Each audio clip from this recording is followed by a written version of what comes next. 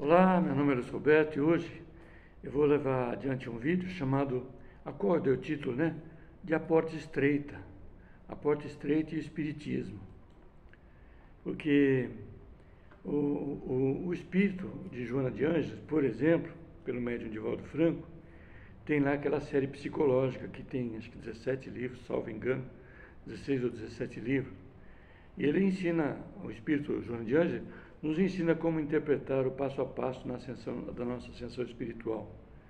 Porque o caminho é áspero, é longo e estreita é a porta que nos conduz à perfeição. A espiritualidade, então, de uma maneira geral, nos ensina que tanto para o espírito quanto para o homem há uma infância. O espírito também tem uma infância, pois em sua origem, a vida do espírito ela é apenas instintiva.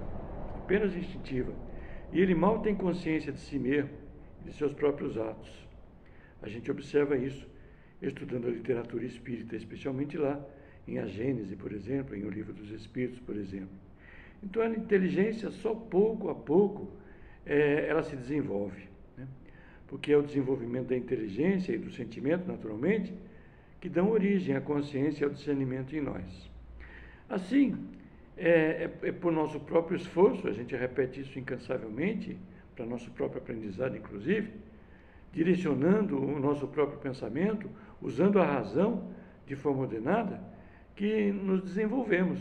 Não tem outra maneira, é só assim que nós nos desenvolvemos. E é no uso da mente que nossas escolhas nos trarão o céu de bênçãos, ou o inferno de dores, pois as ideias derivadas das paixões, elas nos alienam, essa palavra, nos alienam e dificultam o nosso discernimento. Isso porque o discernimento resulta do exercício do pensamento, repetimos, daquilo que é certo ou errado e de tudo que disso deriva, né? Então, pensar sempre de forma educada, sem preguiça mental para nortear a atenção, evitando a sonolência e a falta de concentração. Esse é o meio de nós, então, trabalharmos a nossa atividade mental. Pois eleger o que se deve pensar ajuda no nosso desenvolvimento, no desenvolvimento do nosso discernimento, do comportamento a adotar e a incorporar naturalmente na própria existência. E é isso que desenvolve a razão. A razão em nós. Saímos daquele ser instintivo, passamos à racionalidade e passamos a trabalhar a nossa racionalidade no sentido da nossa ascensão espiritual. Então, pensar pouco ou quase nada, isso é próprio naturalmente então das faixas primárias da nossa evolução espiritual, da natureza animal em que os instintos nos arrastam, até que alcancemos a razão então e possamos analisar nossas próprias condutas. Repetimos isso com insistência, porque é esse o caminho que não só Joana de Ângeles nos dá, mas também, por exemplo, o Espírito Emmanuel e o Espírito André Luiz, espíritos cuja leitura é da nossa preferência.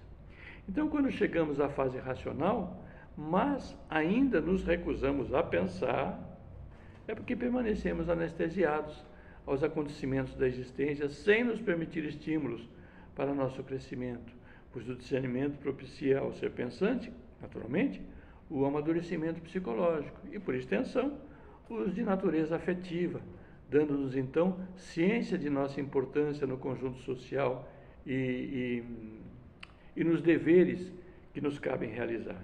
Isso porque o nosso horizonte se alarga, naturalmente, amamos em maior proporção e tudo, aliás, a tudo e a todos, e ficamos mais próximos da felicidade por uma conduta mais saudável. Este estado de consciência, então, ele nos possibilita maior discernimento, maior intuição, maior amplitude da vida, maior condição intelecto-moral, e que nos leva ao infinito da perfeição relativa a que nós outros estamos destinados, né? Porque perfeito só Deus o é. E tudo isso ocorre na ascensão reencarnatória, ou na sucessão reencarnatória do espírito imortal, que, criado simples e ignorante, busca o fim a que lhe destinou seu Criador, chegar à perfeição. A perfeição, que é o próprio Deus, ou seja, perfectíveis que somos, alcançaremos a perfeição que é Deus, sem sermos perfeitos como Deus o é, reconhecendo e conhecendo e reconhecendo a sua face e atendendo a sua vontade, como só fazem os espíritos puros, e nessa condição nós chegaremos.